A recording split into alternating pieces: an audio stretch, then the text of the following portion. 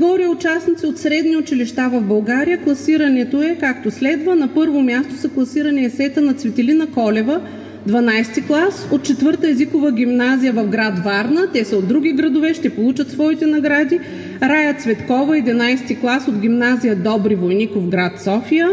Анелия Странджева, 9 клас, от средно училище Свети Кирил Методий, село Сатовча, област Благоевград. Александър Шабалин, той е най-малкият участник, 7 клас, от средно училище Свети Климент Охридски, Благоевград.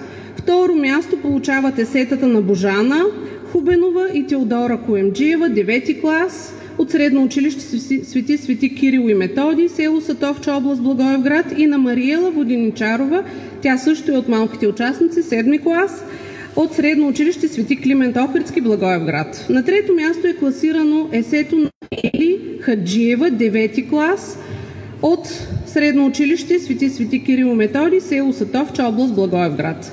Всички участници от други градове ще получат своите сертификати.